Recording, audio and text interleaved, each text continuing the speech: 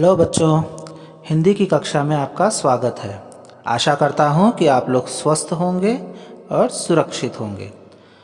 तो हम पृथ्वी से अग्नि तक पाठ को पढ़ रहे थे। इसके पहले हमने 2 भाग अब तक पढ़ चुके हैं और उन भागों में हमने यह पढ़ा है कि किस तरह पृथ्वी का सफलता से प्रक्षेपण करने के बाद भारत ने अग्नि जैसे मिसाइल की ज़रूरत को समझा और अग्नि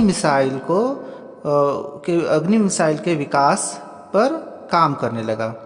और अग्नि मिसाइल बनाते समय, उसका प्रक्षेपण में करते समय कई बार तकनीकी खराबियां आई, जिसकी वजह से प्रक्षेपण को रद्द करना पड़ा। और ऐसा होने पर उन वैज्ञानिकों का मनोबल कम होने लगा और जिसे डॉक्टर कलाम ने अपने मोटिवेशनल स्पीच से उनका मनोबल ऊंचा उठाया और उनका मनोबल गिरने नहीं दिया, जिससे कि सभी साइंटिस्ट एकजुट होकर के फिर से अग्नि मिसाइल के काम में जुट गए और उसे पूरा करने का प्रयास करने लगे। तो चलिए अब पृथ्वी से अग्नि तक पाठ का तीसरा और अंतिम भाग पढ़ते हैं। यह किसी आश्चर्य से कम नहीं था कि कैसे सैकड़ों कर्मचारियों ने लगातार काम करके प्रणाली की तैयारी का काम स्वीकार्यता परीक्षणों सहित केवल 10 दिन में पूरा कर डाला। तो जब डॉक्टर कलाम ने साइंटिस्ट को, अपनी टीम को मोटिवेट किया, उन्हें बताया कि हमें जो मौका मिला है उसे हमें खोना नहीं चाहिए और छोटी छोटी बातें जो प्रक्षेपण रद्द हो जा रहे हैं वो तो सभी देशों के साथ होते हैं, लेकिन इसका मतलब ये नहीं कि हमें थक हार करके बैठ जाना चाहिए। हमें दुगने उत्साह के साथ बल्कि वो काम करना चाहिए। तो यह किसी आश्चर्य से कम नहीं था। जब डॉक्टर कलाम ने अपना मोटिवेशन ख़त्म किया तो सभी साइंटिस्टों ने उन्हें वादा किया कि वे लोग अगले महीने इस महीने के ख़त्म होते होते अग्नि का कामयाबी से प्रक्षेपण करेंगे। आश्चर्य अर्थात सरप्राइज्ड, अचरज। तो ये किसी आश्चर्य से कम नहीं था कि सैकड़ों कर्मचारियों, हंड्रेड्स ऑफ एम्प्लॉयज़ ने लगातार काम करके प्रणाली की तैयारी का काम, जो प्रणाली है, जो सिस्टम थी अग्नि मिसाइल की, उसका काम स्वीकार्यता परीक्षणों सहित केवल 10 दिन में पूरा कर डाला। स्वीकार्यता परीक्षणों सहित अर्थात स्वीकार्यता का अर्थ होता है स्वीकार करने योग्य, एक्सेप्टेंस, और परीक्षण अर्थात टेस्ट, जांच। तो जो भी उसकी जो परीक्षण होने वाला था, उसके लिए जो मानक तैयार किए गए थे स्वीकार्य करने के लिए, वो सारे स्वीकार्यता परीक्षणों को सिर्फ 10 दिन में इन्होंने पूरा कर दिया। लेकिन अब बाधा पैदा करने की बारी विपरीत मौसम की थी। बाधा अर्थात ऑब्स्टिकल, रुकावट या विघ्न।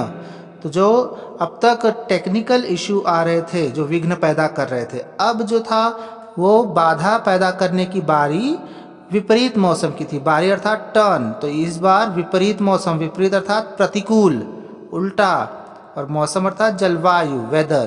तो इस बार जो बाधा था, बाधा पैदा करने की बारी, जो टर्न था, वो टेक्निकल नहीं था बल्कि मौसम का था। एक चक्रवात का खतरा मंडरा रहा था। चक्रवात अर्थात साइक्लोन और खतरा अर्थात रिस्क, डेंजर। तो एक चक्रवात का खतरा मंडरा रहा था। मंडराना अर्थात चक्कर लगा रहा था। सभी कार्य केंद्र उपग्रह संचार के जरिए आपस में जुड़े हुए थे। मौसम संबंधी आंकड़े रुक रुक कर आने लगे और 10 मिनट के अंतराल में उनकी बाढ़ सी आ गई। तो चक्रवात का जो खतरा मंडरा रहा था, तो उसके प्रिकॉशन के रूप में सभी कार्य केंद्र, जितने भी वर्क सेंटर्स थे, वे सभी उपग्रह संचार के जरिए, उपग्रह अर्थात सैटेलाइट, संचार अर्थात कम्युनिकेशन, तो जितने भी सैटेलाइट थे, कम्युनिकेशन सैटेलाइट्स, वे सभी आपस में जुड़े हुए थे और वे मौसम संबंधी छोटी से छोटी जानकारी भी वहाँ श्रीहरिकोटा में भेज रहे थे। मौसम संबंधी आंकड़े रुक रुक कर आने लगे। पहले तो मौसम संबंधी जो आंकड़े थे, आंकड़े अर्थात फिगर्स, अंक जो थे, वो रुक रुक करके आ रहे थे और 10 मिनट के अंतराल में, और 10 मिनट के ही अंतराल अर्थात इंटरवल या अवकाश, तो 10 मिनट के ही अंतर में उनकी बाढ़ सी आ गई। बाढ़ अर्थात होता है फ्लड्स, लेकिन यहाँ पे फ्लड मतलब जो भी आंकड़े आ रहे थे मौसम संबंधी, जो भी इंफॉर्मेशन आ रही थी मौसम संबंधी, वे एक साथ बहुत सारी आंकड़े आने लग गए कि खतरा बहुत ही बढ़ गया था। अंततः प्रक्षेपण 22 मई 1989 के रोज निर्धारित किया गया। यह पूर्णिमा की रात थी। ज्वार के कारण लहरें किनारों से टकराकर और अधिक शोर मचा रही थी। अंततः अर्थात फाइनली, तो फाइनली जो डेट फिक्स हुआ लॉन्च करने के लिए वह था 22 मई 1989। यह पूर्णिमा की रात थी। पूर्णिमा अर्थात फुल मून, पूनम की रात थी। ज्वार के कारण पूनम की रात थी, इसलिए उस दिन हाई टाइड था। तो टाइड के कारण लहरें अर्थात वेव्स किनारों से टकराकर और अधिक शोर मचा रही थी। जो लहरें थी, जो वेव्स थी, वो सी शोर से टकराकर, किनारे अर्थात सी शोर से टकराकर और अधिक शोर मचा रही थी। क्या हम अग्नि के प्रक्षेपण में कल सफल होंगे? यह सवाल हमारे दिमागों में सबसे ऊपर था, लेकिन हम में से कोई भी उस सुंदर रात के जादू को खंडित करना नहीं चाहता था। सभी वैज्ञानिक के दिमागों में सिर्फ एक ही प्रश्न था कि क्या हम अग्नि के प्रक्षेपण में कल सफल होंगे? सफल अर्थात सक्सेस। तो यही सवाल था सभी के दिमागों में, माइंड में था। लेकिन वो जो रात थी, वो रात भी बड़ी सुंदर थी। पूनम की रात थी, फुल मून था, और समुद्र का जो ज्वार की लहरें जो थी वो समुद्र के किनारे से टकराकर शोर मचा रही थी। तो ये दृश्य बहुत ही सुंदर दिखाई दे रहा था। तो सारे वैज्ञानिक उस सुंदर रात के दृश्य को देख रहे थे और फिर उन्होंने सोचा कि इस सुंदर रात के दृश्य के जादू को खंडित नहीं करना चाहिए। खंडित अर्थात तोड़ना, उन्हें तोड़ना नहीं चाहिए अग्नि के बारे में सोच करके कि अग्नि मिसाइल कल सफल होगी या नहीं होगी।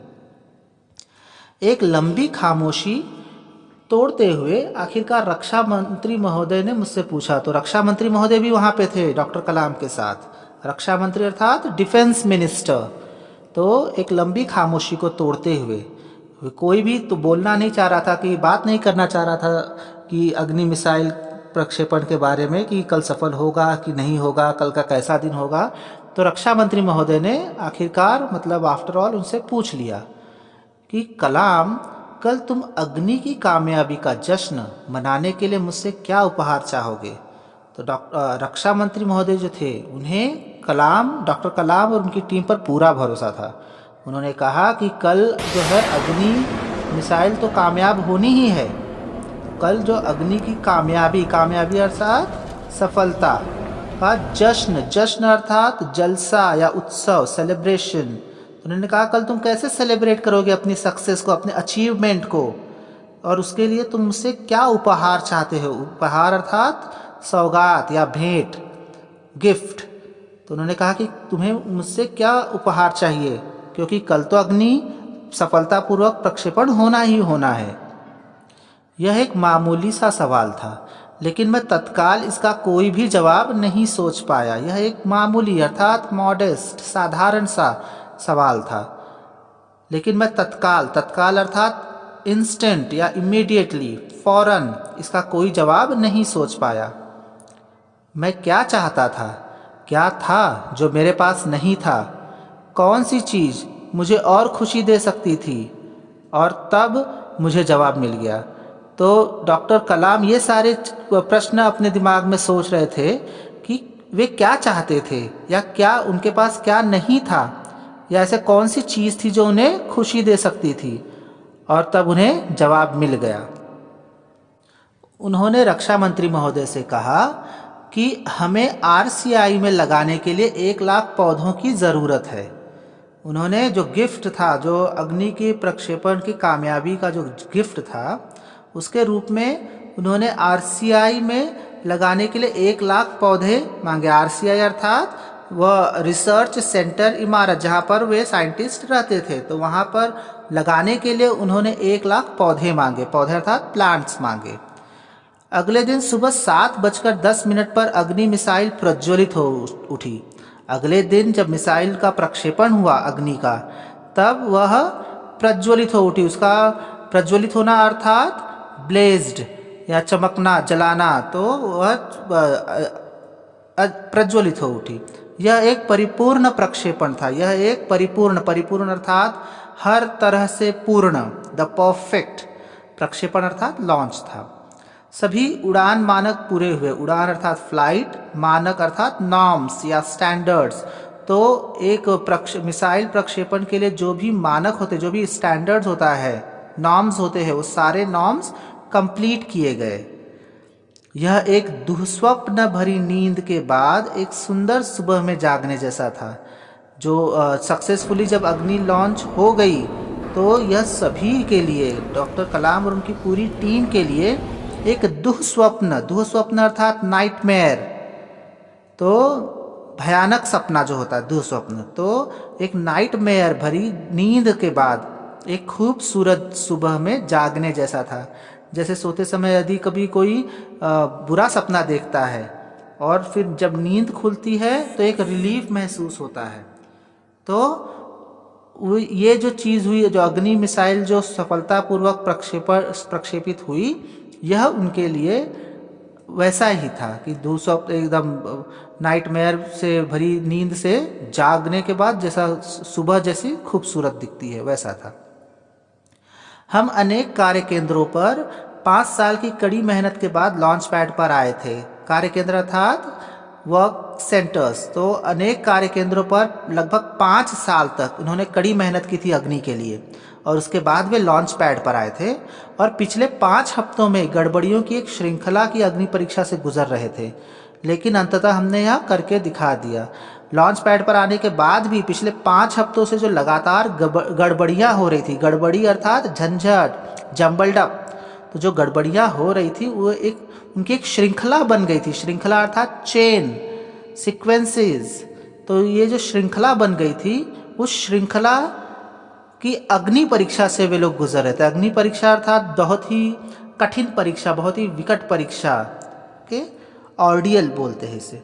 तो एक अग्नि परीक्षा से वे लोग गुजर रहे थे, लेकिन अंततः हमने यह करके दिखा दिया। अंततः अर्थात फाइनली, आखिरकार उन्होंने यह करके दिखा दिया।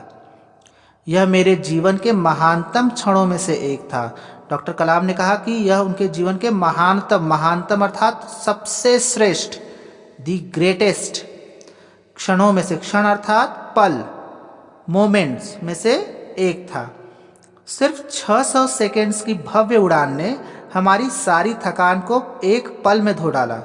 अग्नि मिसाइल का जो प्रक्षेपण हुआ, टोटल प्रक्षेपण कुल मिलाकर 600 सेकेंड्स तक चला, और ये 600 सेकेंड्स की भव्य उड़ान, भव्य अर्थात आलिशान, ग्रैंड, तो ये जो भव्य उड़ान थी उसने सारी की सारी थकान को पल भर में धो डाला। जो भी थकान थी, उन्हें इतने सालों से वे मेहनत कर रहे थे और पिछले 5 हफ्तों से जिस तरह की गड़बड़ियों को वे लोग फेस कर रहे थे, तो उससे जो थकान हुई थी, जब सफलता उन्हें मिली तो उस सफलता ने उस सारी थकान को पल भर में धो डाला। पल भर में अर्थात एक क्षण में धो डाला, मतलब हटा दिया, खत्म कर दिया। सालों की मेहनत का क्या शानदार नतीजा मिला।